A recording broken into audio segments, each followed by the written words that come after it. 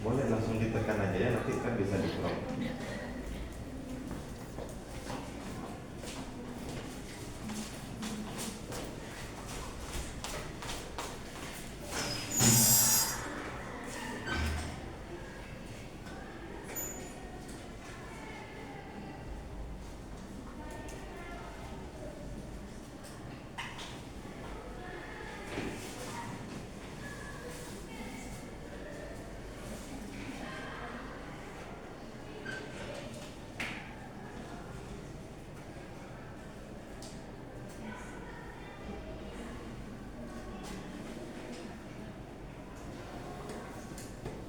Bismillahirrahmanirrahim. Assalamualaikum warahmatullahi wabarakatuh. Waalaikumsalam warahmatullahi wabarakatuh. Apa kabar semuanya hari ini? Baik, Bu. Alhamdulillah baik. Sebelum mulai pembelajaran, mari kita berdoa terlebih dahulu. Ketua kelas silakan pimpin doanya. Bersiap. Doa dimulai.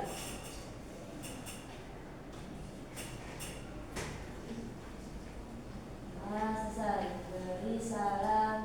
Assalamualaikum warahmatullahi wabarakatuh. Baik, waalaikumsalam warahmatullahi wabarakatuh. Sebelum itu Ibu mau absen dulu. Siapa yang tidak hadir hari ini? Ibu. Mana dia? Sakit. Oke, kita doakan semoga Aini cepat sembuh ya. Nah, baik anak-anak, apakah masih ada yang ingat minggu lalu kita belajar tentang materi apa? Fauzia, silakan. Tentang perubahan zat, Bu. Boleh disebutkan apa aja perubahan wujud zat itu? Ada mencair, membeku, menguap, mengembun. Jadi anak-anak, pembelajaran kita minggu lalu itu masih berkaitan dengan pembelajaran kita pada hari ini, yaitu tentang siklus air. Nah, adapun tujuan pembelajarannya, yang pertama, peserta didik mampu menjelaskan tahapan-tahapan siklus air, dan yang kedua, peserta didik menganalisis permasalahan terkait siklus air di dalam kehidupan sehari-hari. Nah, anak-anak Ibu, pernah nggak kalian berpikir kenapa sih air itu tidak pernah habis, tetapi pada saat musim kemarau itu bisa terjadi kekeringan? Ada yang ingin menyampaikan pendapatnya? Ya, silakan Anda. Air itu tidak pernah habis karena adanya siklus air, tidak itu terus. Baik, jawaban Zara kita tampung dulu. Apakah ada yang ingin menambahkan lagi? Iya, Cinda? Karena terjadinya hujan, Bu. Iya. Untuk mengetahui jawaban dari Zara dan Cinda, kita Ibu punya satu studi kasus. Nah, ada yang bisa baca satu orang, tolong saya Bu. Ya, Musda. Di suatu daerah saat musim kemarau banyak warga mengalami kekurangan air bersih. Namun di musim hujan air sangat melimpah bahkan menyebabkan banjir. Padahal air di bumi tidak pernah habis karena adanya siklus air. Pertanyaannya, mengapa hal tersebut bisa terjadi? Nah, jadi anak-anak, untuk menjawab pertanyaan dari studi kasus tadi, Ibu akan membagi kalian menjadi 4 kelompok. Nah, masing-masing kelompok akan menjawab studi kasus Ibu berikan, dan ada beberapa pertanyaan lagi. Kelompoknya mau dipilih apa Ibu yang pilihin? Ibu yang pilih. Oke, baik, ini kelompok 1, ini kelompok 2, kelompok 3, dan ini kelompok 4. Tolong diskusikan bersama teman kelompoknya, nanti presentasikan ke depan, cukup satu orang aja yang mempresentasikan, dan kelompok lain wajib untuk menanggapi. Kira-kira butuh waktu berapa lama? 5 menit. Ya, Bu. Oke, silakan dikerjakan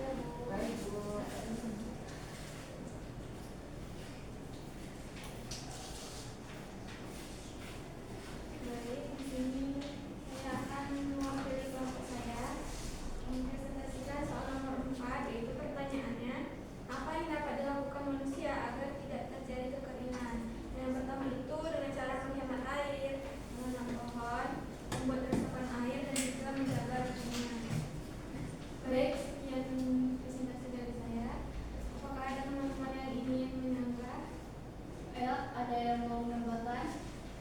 Apakah jawabannya semua sama? Sama Bu. Coba Rena ulangi jawaban dari kelompok 4. Oke, jadi kenapa bisa terjadi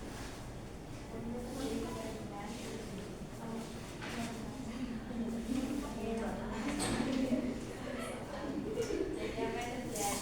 Apa yang dapat dilakukan manusia agar tidak terjadi kemiskinan? Bisa dengan menghemat air, tanam pohon, membuat resapan air sampai dengan menjaga lingkungan. Baik, terima kasih. Tepuk tangan dong untuk Rena. Ya, silakan duduk. Selanjutnya Ibu mau kelompok 1 mempresentasikan hasil diskusinya.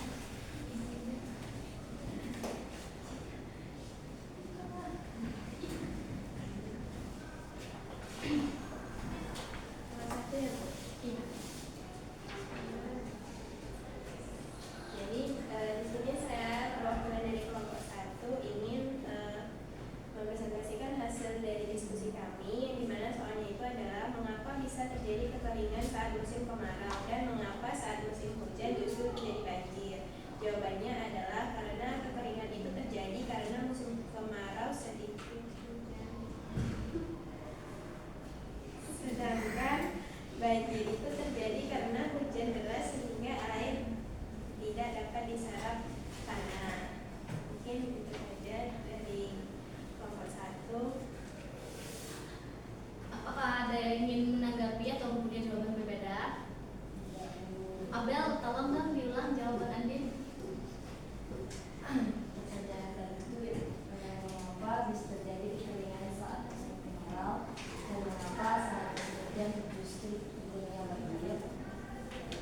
Kekeringan terjadi karena musim kemarau sedikit hujan, sedangkan banjir terjadi karena hujan deras hingga air tidak terserap oleh tanah.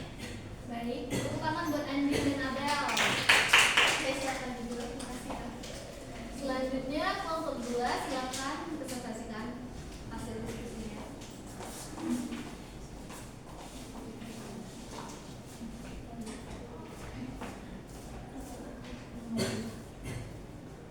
Baik, assalamualaikum warahmatullahi wabarakatuh. Jadi di sini saya perwakilan kelompok 2 akan menjawab pertanyaan nomor 2, yaitu sebutkan tahapan siklus air. Jadi tahapan pertama itu evaporasi, yang kedua kondensasi, yang ketiga presipitasi, yang terakhir itu infiltrasi. Baik, sekian yang dapat saya sampaikan. Apakah ada yang punya jawaban berbeda? Coba Dina. Apa itu evaporasi?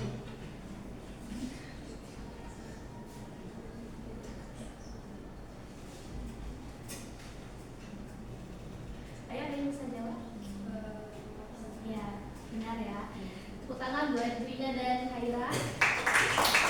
Terakhir kelompok 3, silakan maju.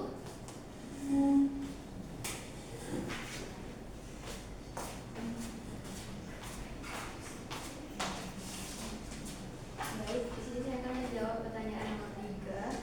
Apa hubungan peristiwa tersebut dengan siklus air? Jadi jawaban dari kami, kekeringan dan banjir terjadi karena siklus air yang tidak seimbang atau hujannya terlalu sedikit, tidak banyak. Baik, ada yang punya jawaban lain? Berarti semua setuju ya? Oke, silakan tepuk tangan dulu untuk kelompok 3. Nah, jadi anak-anak, apa yang sudah kalian jawab tadi itu benar ya, masih berhubungan dengan siklus air.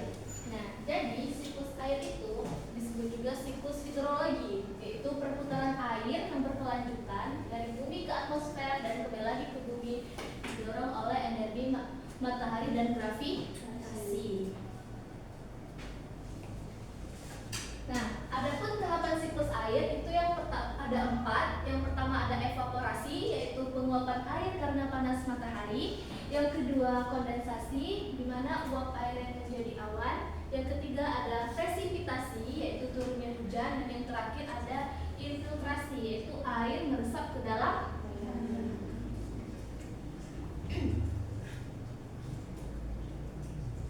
Nah, hubungan siklus air dengan kehidupan. Nah, yang pertama itu menyediakan air untuk makhluk hidup. Yang kedua, menjaga keseimbangan alam. Dan yang ketiga, mengatur cuaca dan iklim.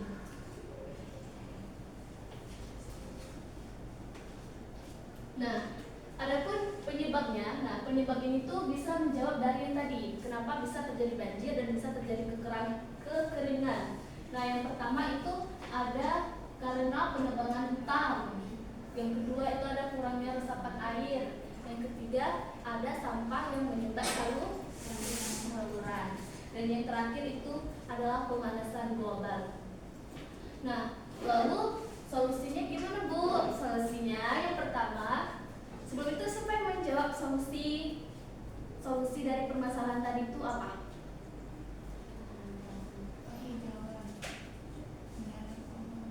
Jadi Untuk pengembangan kehidupan berefisiensi atau pengembangan kembali untuk kurangnya resapan air itu bisa dari penanaman yang tadi dan juga bisa membuat sumur resapan air.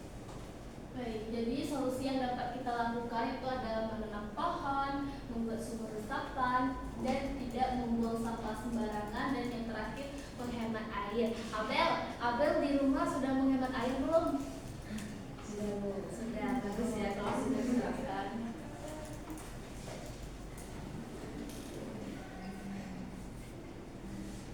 Oke. Tadi solusi itu adalah materi terakhir kita. Apakah ada anak-anak yang masih ingin bertanya?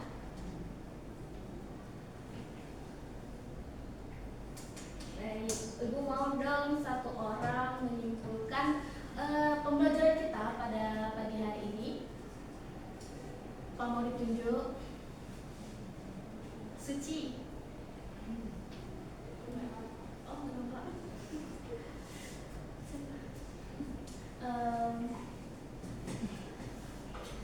Azara. Jadi yang ingin saya simpulkan dari pembelajaran hari ini adalah salah satu penyebab utama air di bumi itu tidak pernah habis karena adanya siklus air. Karena siklus air itu merupakan proses perputaran air yang berlangsung terus-menerus melalui tahapan evaporasi, kondensasi, presipitasi, dan infiltrasi. Ya, terima kasih ya Azara. Nah, jadi benar ya. Jadi kesimpulan yang kita ambil, siklus air merupakan proses perputaran air yang berlangsung terus-menerus melalui tahapan evaporasi, kondensasi, presipitasi, dan infiltrasi. Nah, oleh karena itu kita harus menjaga lingkungan agar siklus air kita tetap berjalan dengan baik. Baik, mungkin pertemuan kita pada hari ini cukup sampai di sini. Tapi Ibu punya satu tugas. Nah, nanti kalian buat gambar siklus air lengkap dengan keterangannya dan dikumpulkan minggu depan. Nah, dan itu jangan lupa juga minggu depan kita belajar tentang pencemaran lingkungan, khususnya pencemaran air. Jadi tolong dibaca dan dipelajari minggu depan, ditanya satu-satu. Baik, ada yang ditanyakan? Gambarnya gimana, Bu? Buat dalam bentuk poster. Ya, buku gambar boleh. Buku gambar boleh, mau yang pakai ini yang dari kantor juga boleh. Buat sekreatif mungkin pokoknya. Ada lagi yang ditanyakan? Berarti ini bukunya hardback atau softback? Soft file. Kalau digambar berarti bisa juga. Oh, ini dua-duanya. Nanti Ibu kirim link pengumpulannya ya. Ada lagi yang ingin ditanyakan? Nah, baik, jika tidak ada, mungkin itu saja yang dapat Ibu sampaikan. Terlebih dan terkurangnya Ibu mohon maaf. Ibu akhiri, wabillahi taufiq wal hidayah. Wassalamualaikum warahmatullahi wabarakatuh. Waalaikumsalam warahmatullahi wabarakatuh.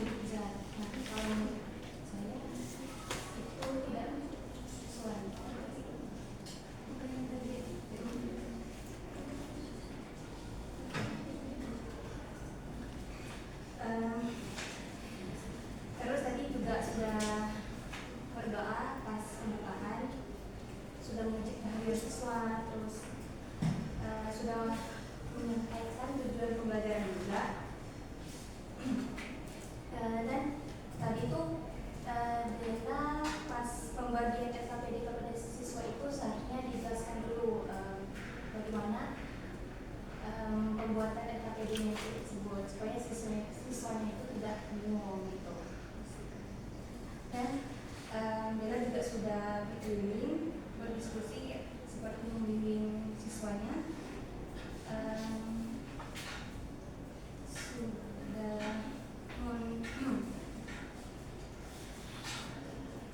Dan juga sudah menjelaskan bagaimana konsep siklus air dan juga tanggapannya itu ada evaporasi, kondensasi, presipitasi, dan infiltrasi. Dan itu kalau dilihat siswanya itu kayak mungkin ada yang ngantuk ataupun kayak tidak terlalu memperhatikan. Jadi kalau menurut saya sebaiknya diadakan tes speaking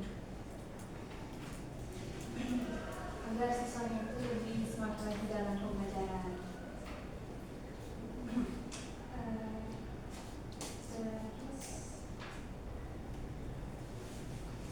Tadi pun juga guru sudah mengumpulkan di bagian akhir dan juga memberikan tugas rumah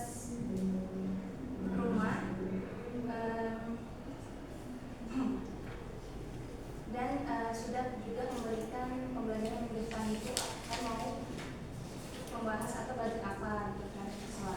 Dan juga di sini tadi gurunya lupa ya untuk dengan doa. Mungkin menurut saya ini aja yang bisa saya komentari. Terima kasih. Oke,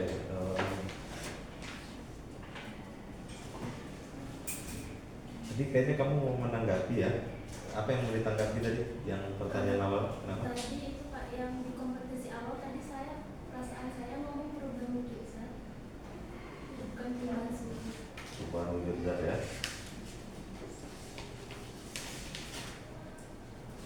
Ya, nah sekarang Bapak mau tanya nih.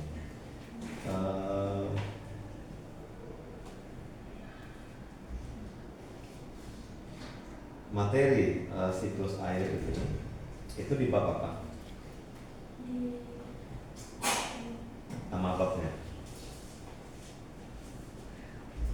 Maksudnya Bapak mau memastikan yang kamu ajarkan ini itu di pertemuan keberapa dari bab tersebut gitu? Dia masih di perubahan wujud zat Pak, maksudnya di bagian penguapan itu. Masih di terkait itu ya? Zat dan perubahannya ya? Masih di bab itu. Oke. Lalu yang tadi ditanyakan adalah terkait perubahan wujud zat. Apa-apa aja tadi? Ada mencair, menguap, membeku. Nah, yang jadi pertanyaan, apakah konsep perubahan wujud zat itu tadi ada dikaitkan dengan materi yang dipelajari hari ini? Misalnya pada siklus air ya, kan yang kita sebaiknya kan yang kita tanyakan itu adalah materi yang telah kita pelajari, tapi memang konsepnya itu dipakai lagi untuk mempelajari materi hari ini gitu. Nah, di dalam siklus air, apakah terjadi perubahan wujud zat? Penguapan Pak, evaporasi. Evaporasi, ada ya? Penguapan, berarti perubahan wujud zat dari kalau menguap dari apa ke apa? Cair ke gas. Cair ke gas. Nah, itu kan sebenarnya bisa ya. Jadi begini. Oke, Anda semuanya, setelah kita mempelajari konsep siklus air, kira-kira tahu kan kenapa tadi di awal di awal pembelajaran Bapak tanyakan mengenai perubahan wujud zat? Nah, secara keseluruhan di dalam siklus air ini perubahan wujud zat seperti apa yang kalian temukan gitu, sehingga kenapa kita harus mengaitkan dengan apa yang kita tanyakan di awal, supaya siswa itu mengingat materi itu dia merasa kebermaknaannya. Oh, ternyata ini maksudnya kenapa ibunya nanya materi ini gitu. Ternyata materi itu dipakai lagi gitu ya. Itu untuk pola seperti itu kenapa harus kita terapkan supaya siswa itu tidak melupakan yang namanya pembelajaran di masa lalu gitu. Bahwa yang namanya apa yang kita pelajari hari ini akan berguna nanti. Nah gitu, bukan udah selesai pelajari hari ini kalau lupa nggak apa-apa. Nah, itu yang keseringan yang kita lakukan adalah yang nomor 2, padahal yang harus kita tanamkan pada siswa adalah yang nomor pertama gitu ya. Jadi siswa diajak mengingat materi minggu lalu di dalam pembelajaran ini kita kasih lihat ini loh maksud ibu, maksud bapak, supaya kenapa kamu ditanya terkait materi ini, karena masih ada hubungannya dengan materi yang kita pelajari pada hari ini ya. Lalu ini kayak tujuan pembelajaran lagi ya, menjelaskan dan menganalisis tahapan siklus air dengan benar. Lalu di sini permasalahan di suatu daerah saat musim kemarau banyak warga mengalami kekurangan air bersih. Namun di musim hujan air sangat melimpah bahkan menyebabkan banjir. Padahal air di bumi tidak pernah habis karena mengalami siklus air. Mengapa hal tersebut bisa terjadi? Nah, kalau dari studi kasus kamu, sebenarnya dari kasus sudah ada pertanyaan itu, mengapa hal tersebut tidak terjadi? Itulah pertanyaannya. Harusnya pertanyaan itu tidak ada ya, mengapa hal tersebut bisa terjadi. Tapi kasus aja baru di bawah-bawahnya ada pertanyaan anakan gitu. Kalau pertanyaan mengapa hal tersebut bisa terjadi itu udah nempel di kasus pertama, maka siswa jawab itu aja tuh, fokus itu. Nah, ya. Jadi pertanyaan yang lebih bagus itu memang pertanyaan itu ada anak-anak pertanyaan di mana nanti dari rangkaian jawaban-jawaban pertanyaan itu akhirnya siswa bisa menyimpulkan suatu konsep yang berkaitan dengan pencapaian tujuan pembelajaran. Nah, gitu ya.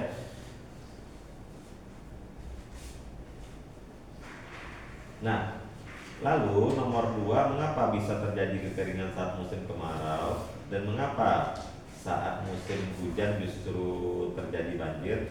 Mungkin pertanyaan ini bisa kita pecah jadi 2 pertanyaan. Nah, dan ini bisa-bisa aja ya menunjukkan videonya itu bisa digunakan dengan cuplikan berita. Kan sekarang ada El Nino, ada La Nina. Nah, terkait El Nino dan La Nina itu, kalau kita sering ikuti berita BMKG, sekarang ada beberapa daerah masuk ke zona merah. Zona merah itu adalah daerah-daerah yang diprediksi akan mengalami kekeringan, curah hujannya sangat sedikit sekali. Nah, kayaknya Kepri ini bukan masuk yang zona merah itu, makanya kita masih dapat curah-curah hujan. Karena dari info dari BMKG diprediksi musim kemarau panjang itu yang akan mengalami kekeringan itu mulai dari April sampai Oktober. Nah, alhamdulillahnya Kepri nggak masuk dalam zona merah itu. Nah, itu bisa dimasukkan ke cuplikan itu gitu ya. Nah, kenapa kamu sampaikan nanti?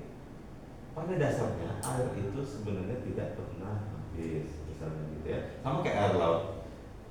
Kita kan pernah lihat tuh di sini air lautnya surut.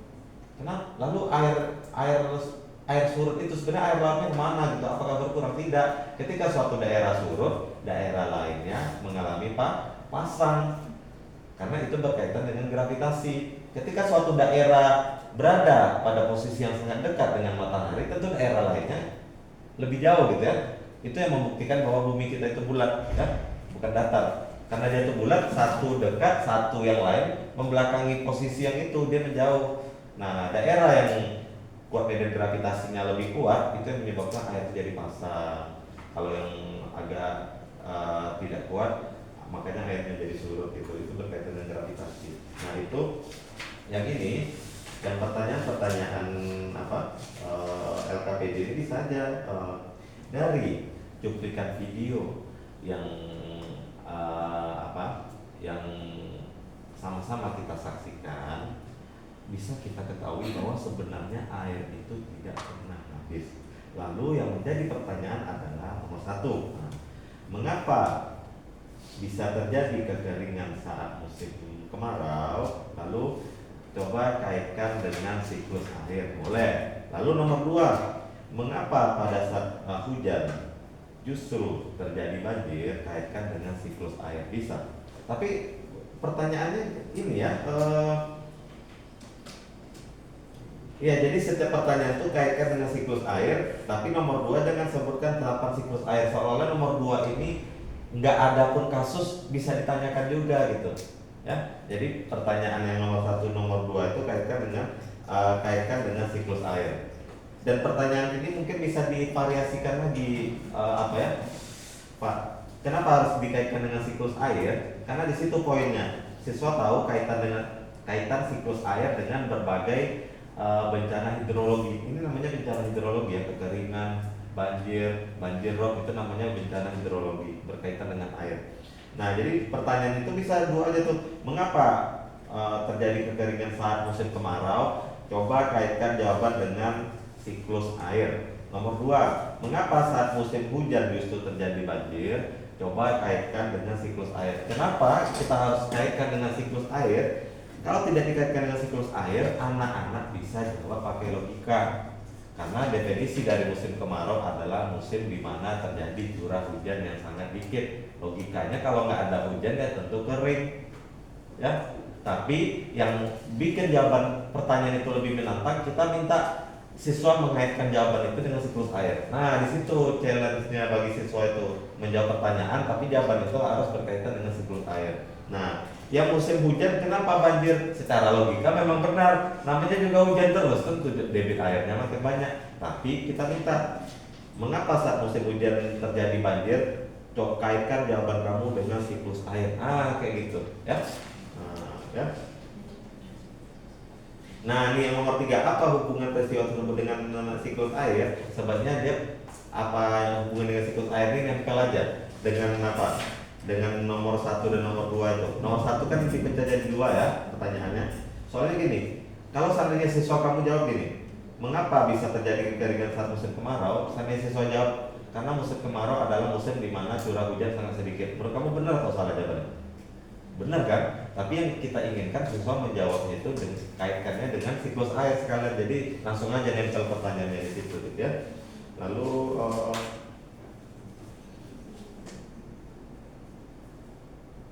maka tujuan pembelajaran kamu bisa satu aja sebenarnya. Siswa dapat menjelaskan kaitan antara siklus air dengan bencana hidrologi seperti banjir dan kekeringan. Udah satu tujuan pembelajaran aja udah. Gitu ya.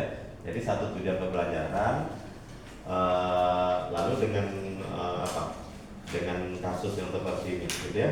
Nah, ini mungkin sama seperti Amalia tadi ya, kasusnya terlalu singkat ya, gitu ya. Mungkin bisa pakai video, atau kalau mau buat narasi agak panjang gitu ya, narasinya agak panjang, atau ambil kutipan dari berita di koran atau berita di media massa, boleh gitu ya. Lalu tadi banyak ya waktu sisa ya, tapi tidak apa-apa ya. Ya. Kalau seandainya waktunya banyak sisa, mungkin kamu bisa penting bagi kita sebagai guru punya jam tangan ya. Maksudnya punya jam tangan, selain dia memonitor, kamu juga memonitor. Oke, nada semuanya bagus ya. Semua pertanyaan udah bisa terjawab. Kalau gitu, kamu kasih kuis dadakan aja. Nah, untuk menguji pemahaman kalian setelah diskusi ini, ibu ada kuis nih gitu. Siapa yang bisa nanti silakan angkat tangan. Kamu kasih door prize atau apa gitu untuk mengantisipasi waktu yang berlebih. Soalnya untuk ukuran 25 menit, sisa 10 menit itu juga banyak banget. Gitu ya, banyak banget gitu. Jadi kalau berlebih menunjukkan manajemen waktu kita yang kurang bagus. Kalau berlebihnya itu kalau waktunya maksudnya kelebihan dari 25 menit kan manajemen waktu kita kurang bagus. Tapi di sini kondisinya bersisanya lumayan banyak gitu. Kamu sebenarnya bisa optimalkan lagi tadi ya. Dan untuk pembelajaran berikutnya mungkin lebih itu ya. Mungkin karena ini penampilan pertama ya. Kalau Bapak lihatnya mungkin masih ada malu-malunya gitu ya. Harus lebih ekspresif lagi. Tapi intonasinya udah itulah ya. Udah dapat tadi intonasinya ya. Intonasi dalam mengajarnya itu. Jadi yang kita dapatkan dari pembelajaran 2 hari ini, 2 penampilan yang barusan, perlu kita itu ya, bagaimana melakukan orientasi masalah perlu kita perhatikan juga. Kalau seandainya narasinya terlalu singkat, takutnya siswanya jadi kekurangan informasi. Karena kan untuk siswa dapat menganalisis permasalahan, tentu deskripsinya harus agak banyak ya. Ada ini, sama kayak ini. siswa diminta mengidentifikasi jenis suatu penyakit, sedangkan deskripsinya cuma simple. Macam mana siswa mau menganalisis? Oh kayaknya ini penyakitnya ini deh. Tapi deskripsinya terlalu simple loh, jangan ini, jangan ini gitu. Sehingga kita kasih deskripsinya agak lebih kaya gitu, agak lebih kaya sehingga itu akan menambah bahan-bahan yang akan dianalisis oleh siswa gitu ya. Nah, lalu tadi udah ada menyimpulkan. Lalu materi berikutnya tadi tentang perubahan lingkungan ya. Perubahan lingkungan. Kalau di bab sekolah juga harusnya memang itu ya. Ya. Lalu tadi ada memberikan tugas ya berupa poster ya. Ya. Kalau seandainya waktunya masih ada bisa aja tugasnya itu dikerjakan di sini ya.